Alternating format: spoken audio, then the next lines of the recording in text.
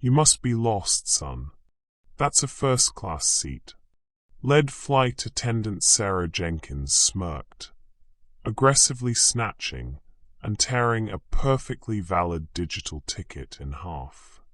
Her eyes, judging the man's sleek designer streetwear, high-end sneakers, dark jeans, and a hoodie, were oblivious to the fact that in less than 20 minutes, he would fire her in front of a full, horrified cabin and viral social media cameras.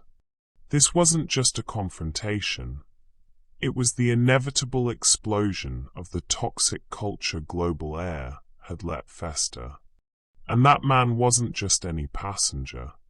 He was Jamal Washington, 34, CEO, founder, and 40% majority owner of the entire airline she had just humiliated. The flight was scheduled to leave New York for Miami at 7 a.m. Eastern. The first-class cabin was a scene of muted, morning opulence. That's when Jamal walked on, calm, collected, and dressed exactly how he planned it. Jamal Washington wasn't traveling for leisure. He was conducting an undercover operational review after a string of complaints about staff bias against younger, minority, and less formally dressed passengers. So he dressed down, approaching his paid-in-full seat, 1D, with only his required documents. He was immediately intercepted by Sarah Jenkins, who declared flatly, "Sir, I think you're in the wrong cabin." Jamal presented his valid digital boarding pass. "This seat's reserved," she dismissed, motioning toward the economy section. David Cole, another attendant, joined with a smug look. "Yeah, man. Seems like coach is more your style." Jamal raised an eyebrow, but kept his tone even. "This says 1D first class." He presented his ID. Sarah barely glanced.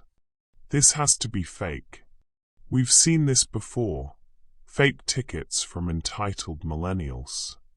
Before we get into the events that unfolded in first class on Global Air Flight 720, if you want the full breakdown of injustice, the dramatic corporate ambush, and a moment that reset the culture of Global Air forever, make sure you hit that like button, subscribe to the channel, and comment below where you're watching from. What would you have done in Jamal Washington's shoes? Let's get into the story. Captain Robert Hayes, tall and severe, walked down from the cockpit, summoned by Sarah. "Sir, if you don't comply, we'll have you removed. We have a respected executive who requires that seat." Just then, Mr. Sterling, an older, formally suited executive, stepped forward, clearly aware of the arrangement. Jamal remained seated, calm but firm. "I'm not moving." He then pulled out his phone and initiated a silent conference call with his executive assistant, Anya. "Anya, start logging this. Alert the board now." Sarah Jenkins, now breathing heavily with manufactured indignation, snatched the digital ticket from Jamal's hand before he could protest. "This seat was clearly double-booked, and since your ticket appears questionable," she sneered, emphasizing the last word with open disdain, "we'll need to resolve this quickly." She didn't look at the screen. She merely wanted physical control over the evidence. Attendant David Cole nodded along, his eyes sliding over Jamal's sneakers and back up to his face with thinly veiled amusement. The silence in the first-class cabin became thick and suffocating, punctuated only by the subtle whir of the cabin air system. Jamal felt the pressure mounting.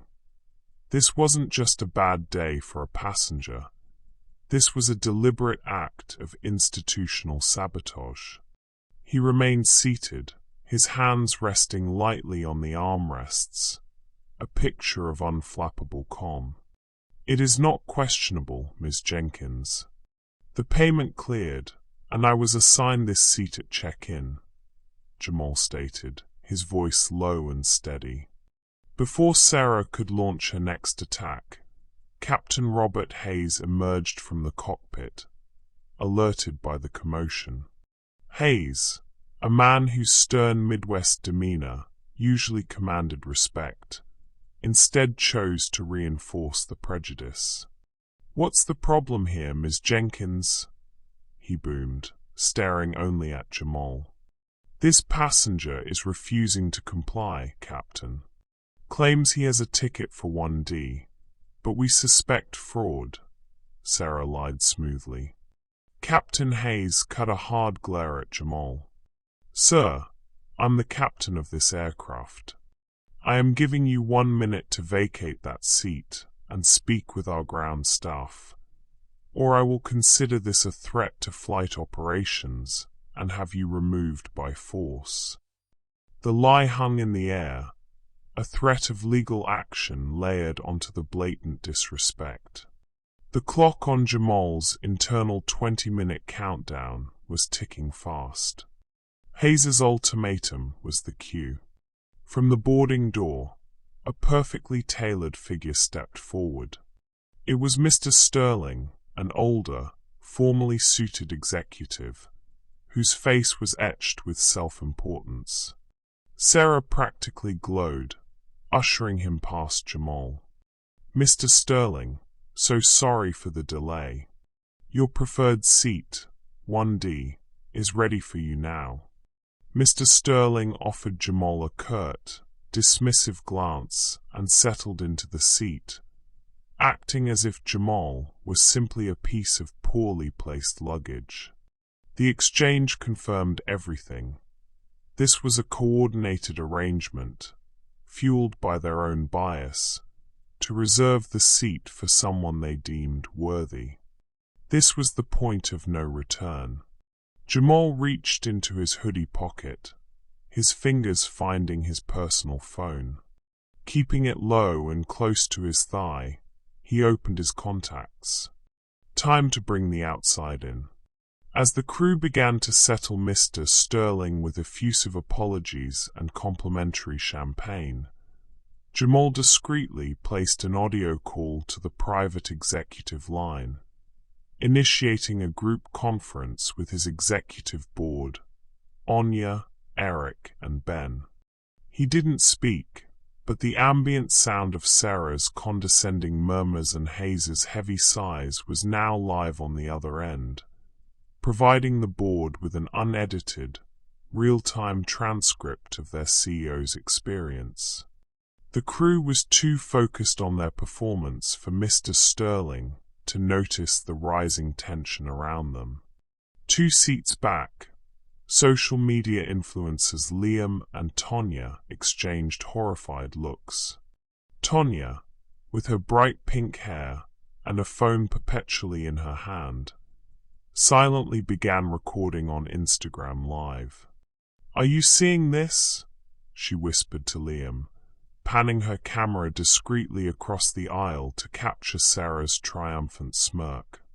Liam immediately followed suit, opening TikTok and creating a thread, his eyes furiously tapping out the caption. #GlobalAirBias. CEO's seat stolen over hoodie and given to rich guy. The video went live, and the first wave of comments instantly flooded the screen. Anger, shock, and demands for action. Meanwhile, in the small galley area, junior flight attendant Chloe Davis watched the scene unfold with growing distress. Chloe had seen Jamal's digital ticket flash green when he first boarded. When David Cole briefly retreated to the galley, Chloe whispered, "David, his ticket was valid." "I scanned it." David simply rolled his eyes and pushed past her to fetch Mr. Sterling his second glass of champagne. "Stay quiet, Chloe. This is how things work. You don't want to make waves on your first rotation, he hissed dismissively. Chloe, her face flushed with conflict, knew she couldn't stay silent. She quietly pulled her personal phone from her pocket and initiated a voice memo recording, sliding the device into the deep pocket of her uniform jacket. She may have been just a trainee, but she was now gathering the only clean evidence of the conspiracy unfolding in the cabin. The digital war had officially begun. The rising hum of the social media storm and the quiet recording in the galley were completely unknown to Sarah. For her, Jamal's continued presence was a personal slight, threatening to delay their on-time departure, and worse, exposing the clear favoritism she had just shown Mr. Sterling. The ripped ticket was proof of nothing. The digital manifest, however, was the official record. Her eyes narrowed on the tablet displaying the seating chart. With a decisive move, she walked past Captain Hayes and into the galley's small station, ignoring Chloe's worried stare. She tapped furiously on the digital manifest pad. She didn't just want Jamal removed, she wanted him erased. Her fingers danced across the screen, locating the entry for seat 1D, currently showing Jamal Washington. With a final, furious stab of her stylus, she manually deleted Jamal's booking entry, wiping his name from the flight log as if he had never checked in. The system now reflected that Mr. Sterling was the sole, originally booked occupant of 1D. No ticket, no name, no problem, she thought, a cold sense of triumph hardening her face. She had just manufactured a perfect lie, turning a bias complaint into a routine security removal of an unauthorized person. David Cole, returning from serving Mr. Sterling, saw the glow of the manifest tablet. "What did you do?" he whispered wide-eyed. "I tidied up," Sarah replied, a malicious smile touching her lips. "He can't claim discrimination if he was never here." David chuckled, leaning close to Sarah, unaware of the small phone nestled in Chloe's uniform pocket just a few feet away. "Dude really thought he could fly first class in that outfit? He looks more like a SoundCloud rapper than a CEO." David snickered. Loud enough to be captured clearly by Chloe's mic, should have stayed in economy, where his kind belongs. Sarah laughed sharply, tapping the side of the tablet. "Not in my cabin, honey. Let's call ground security to handle the trash now." The evidence was now doubly damning. Not only had they stolen the seat, but they had digitally falsified company records and explicitly articulated their prejudices. Chloe, pale and trembling in the galley, felt a fresh surge of adrenaline. It was exactly 6:49 a.m. The pre-boarding clock had run out. Air Marshal Thomas Vance, a hulking presence in a standard airport security uniform, appeared at the boundary of the first-class curtain. Captain Hayes pointed a rigid finger at Jamal. "Thomas, this individual is non-compliant and posing a threat to the departure timeline.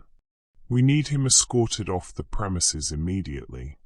Thomas Vance moved with practiced efficiency, his face a mask of bored professionalism. He walked directly to Jamal's seat and flashed his badge, the final, undeniable show of state power. "Sir, I'm Air Marshal Thomas Vance. You are interfering with flight operations. You have 30 seconds to gather your belongings and move, or you will be subject to arrest and placed on the no-fly list." Vance's voice was flat, devoid of emotion, treating Jamal not as a person, but as an inconvenience to be processed. Jamal finally moved, but not to comply. He slid his body slightly sideways in the seat, lifting his chin to meet the air marshal's gaze. The only sound he made was the deliberate, quiet clearing of his throat. He spoke directly to Vance, his voice carrying just enough authority to cut through the rising tension, yet remaining perfectly calm. "I suggest you wait about 60 more seconds, Mr. Vance," Jamal said, his eyes locking the air marshal's. "Because in less than 1 minute, you're going to want to be standing on my side of this aisle. You'll be receiving a direct order from someone who signs your contractor's paycheck." Sarah let out a dramatic, scoffing laugh. "Oh, a threat now? How original. Get him, Thomas." David Cole snickered behind his hand. Captain Hayes simply crossed his arms, his expression one of confident dismissal. They clearly believed they had called his bluff. The total time elapsed since the confrontation began was 19 minutes. Captain Hayes, fueled by his own mounting impatience and Sarah's assurances that the manifest was clean, decided to formalize the confrontation. He strode to the intercom and pressed the button. "Ladies and gentlemen," his voice crackled, ringing with false command throughout the first-class cabin. "We apologize for the delay. We are currently removing a disruptive and non-compliant passenger from the first-class cabin. We expect to be underway shortly." The curt announcement was designed to frame Jamal as the antagonist, justifying the imminent force. Before the announcement faded completely, Thomas Vance committed. He reached out and clamped a large, heavy hand onto Jamal's shoulder. It was a clear, non-negotiable directive: move. Vance's grip was meant to be coercive, intended to physically pull Jamal up and forward toward the exit. The moment his fingers dug into the fabric of Jamal's hoodie, the 20-minute timer hit its final minute. The physical contact was the catalyst. 2 rows back, Liam, the TikTok creator, slammed his phone onto the tray table and instantly stood up. "Stop it! This is discrimination," he yelled, his voice echoing the captain's announcement. His seatmate, Tonya, was already on her feet, holding her phone high to capture the escalating violence. "He has a valid ticket. You're covering up racism. We're filming this live, global air."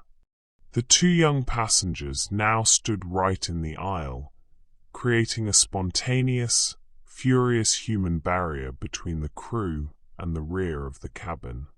Their shouts instantly silenced the murmurs among the other passengers, who now fully focused on the confrontation. The digital firestorm that Sarah and the captain thought they had contained was now exploding into a real-world standoff. Hayes, his face mottled with shock and fury, stepped forward. "Sit down immediately. You are interfering with a federal officer's duties," he shouted, his authority dissolving under the live public gaze. Vance hesitated, his push faltering as he realized his actions were being broadcast to a hostile audience of thousands. His heavy hand remained on Jamal's shoulder, a single, damning point of pressure. But Jamal did not budge. He absorbed the pressure, his composure a chilling contrast to the chaos. He lifted his head slowly, meeting Vance's eyes with a gaze that wasn't fearful or aggressive, but utterly decisive. "Sir, you need to comply," Vance muttered, preparing to increase the force. Jamal's voice cut through the tension. Not a shout, but a cold, hard declaration that commanded instant silence. It carried the undeniable weight of absolute power. "Release me, Mr. Vance," Jamal commanded, his eyes burning into the air marshals. Then he spoke the words that shattered the illusion of the crew's authority. "My name is Jamal Washington. I am the CEO, founder, and majority shareholder of Global Air." The effect was instantaneous and profound. Sarah's triumphant smirk froze on her face. David's eyes went wide with sudden, sickening realization. Captain Hayes, who had been about to deliver another angry order, stopped, his mouth hanging open. The shouting from Liam and Tonya died instantly, replaced by a stunned, audible gasp. The only sound was the faint hiss of the air conditioning. Jamal didn't wait for the shock to wear off. He deliberately moved his personal phone, still connected to the executive board conference call, and placed it on the armrest, hitting the speaker button. The crew and passengers heard the distinct, professional voice of board member Anya, clear and resonant, confirming the declaration. "This is Anya Desai, Executive Board, confirming the identity of Jamal Washington, who currently holds 40% majority founders' authority over Global Air and its subsidiaries. Captain Hayes, flight attendants Jenkins and Cole, and all personnel involved, please be advised." Anya's voice rang out, delivering the judgment with surgical precision. "Based on the recorded evidence of systematic cultural bias, gross misconduct, destruction of company property, specifically a valid first-class ticket, and the deletion of a passenger manifest entry, any employee who has participated in this discrimination is now operating on an effective termination notice, pending immediate removal from the aircraft." The word termination landed like a thunderclap. Thomas Vance, the air marshal, felt a cold dread wash over him. His grip on Jamal's shoulder dissolved immediately. His face, seconds ago a mask of board authority, was now etched with raw shock and fear. He recoiled 2 full steps, as if the hoodie had suddenly become electrified. He had just been seconds away from assaulting the founder of the company he was contracted to protect. Sarah let out a small, strangled gasp, a sound of disbelief and terror. Her power had vanished, replaced instantly by ruin. The 20-minute countdown was complete. The air hung heavy and silent, broken only by the crackle of Anya's voice on the speakerphone. Having delivered the sentence, Jamal finally stood up. He wasn't rising in anger, but in the slow, authoritative motion of a man taking control. He left his seat empty, turning to face the 3 figures whose careers he had just incinerated: Captain Hayes, Sarah Jenkins, and David Cole. Jamal walked slowly towards the galley, picking up the manifest tablet Sarah had used. His eyes, cold and assessing, swept over the stricken faces of his now former employees. He looked first at Captain Hayes. "Captain Hayes, your complicity in this act of discrimination, your misuse of authority, and your attempt to threaten a passenger with false charges of interference mean your service with Global Air is immediately and irrevocably terminated. Hand over your communication headset and credentials to the gate agent on the ground." He turned to Sarah. She was shaking, her face paper white, the pride and contempt completely drained away. "Ms. Jenkins, your gross misconduct, including the verbal abuse, destruction of company property, that ticket, and the fraudulent manipulation of the digital manifest, constitutes multiple severe breaches. You are terminated, effective immediately." Do not speak, and do not touch any more company equipment. Then David Cole, whose snickering pride had just moments ago been recorded by Chloe, met Jamal's stare and looked away instantly. Mr. Cole, your openly biased comments and active participation in this scheme mean you are also terminated immediately. Jamal then looked past the disgraced crew to the Air Marshal, Thomas Vance, who was still standing frozen in shock. Mr. Vance, due to the serious error in judgment in attempting physical coercion based on the false claims of these terminated employees, you are immediately placed on administrative leave by the airport authority. A review will commence immediately. Please secure the cockpit and prepare to assist in the removal of the 3 former employees. The Air Marshal, suddenly professional again, snapped to attention. Understood, sir. He moved immediately to the cockpit door, ensuring the captain could not retreat further. Jamal then raised his voice, loud enough to address every passenger, including the stunned Liam and Tonya, who were still holding their phones. I want to offer a formal, profound apology to all passengers for this egregious delay and the behavior you have witnessed. Global Air does not tolerate bigotry or malice at any level. He then walked towards the galley where Chloe stood, still pale but resolute, the voice recorder in her jacket. And finally, Jamal announced, his gaze softening slightly, I would like to recognize junior flight attendant Chloe Davis. Despite being ordered to stay silent, she demonstrated exceptional moral courage and integrity by attempting to inform the crew of the passenger's valid ticket. Effective immediately, Ms. Davis is promoted to senior first-class flight attendant and will be compensated for both her bravery and her honesty. You will staff this cabin, and we will wait for new crew to arrive. As the full weight of the consequences settled, 2 gate agents arrived, alerted by the ground board. Captain Hayes, Sarah, and David were led, silent and defeated, down the narrow aisle. They were forced to walk past the row where Liam and Tonya were still broadcasting, the shame of their ruin playing out live for the rapidly growing digital audience.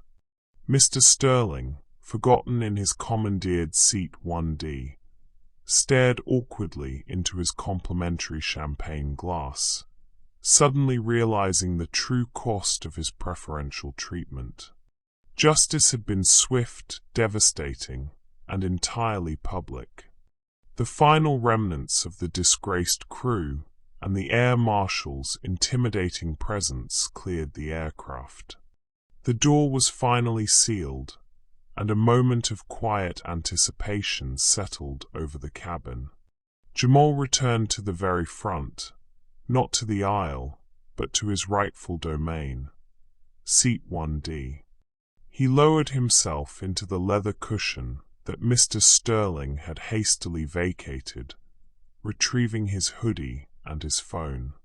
He sent a quick, private text message to his board on the now silent executive conference line. Status reset. Complete. Anya's reply was instantaneous. Protocols initiated. What are the next instructions for the passengers? Jamal typed concisely. He knew the video had already gone viral. This moment required a response as decisive as the terminations. All passengers on this flight receive full ticket refunds and complimentary lifetime global elite status. He paused, then added, and draft a corporate-wide announcement. Zero tolerance policy, comprehensive bias training, immediate dismissal for confirmed violations. In the galley, Chloe, still dazed but empowered, took a deep breath. She smoothed down her promoted senior flight attendant uniform and, with a newfound sense of purpose, began preparing the cabin for departure. Her first official duty was walking down the aisle, offering sincere, professional apologies to every passenger for the delay and distress, a tangible reversal of the toxic culture she had just helped purge. Liam and Tonya gave her a thumbs up, still whispering into their phones, but now with a triumphant edge to their commentary. Jamal watched Chloe's composure, a slight, approving nod visible on his face. He looked out the window at the ground crew pulling away the jet bridge, the final act of disconnection from the terminal below. He typed his final thoughts to the board, closing the chapter on his 20-minute experiment. My company will not be built on prejudice. Today, we reset the culture from 30,000 feet. The new, temporary captain, who had just rushed over from an adjacent gate, made a brief, professional announcement welcoming everyone aboard. The cabin lights dimmed.